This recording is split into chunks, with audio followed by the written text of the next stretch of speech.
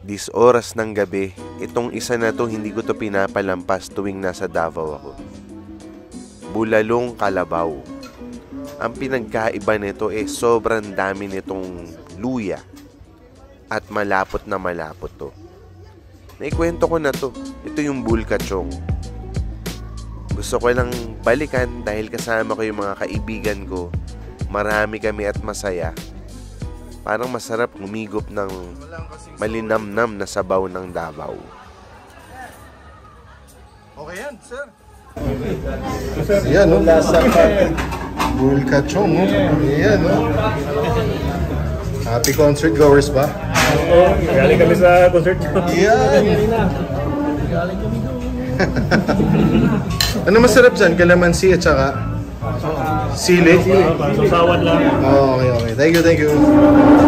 Perfect talaga dito. Bukas sila ng 10 oras ng gabi.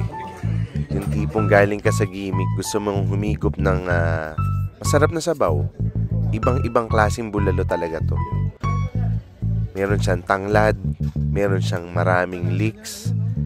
Ang rich ng broth niya kasi matagal siyang pinakuluan. Talagang nag-breakdown na rin yung karne. Humiwalay na dun sa buto. Kaya medyo grainy nga yung texture minsan ng higop mo.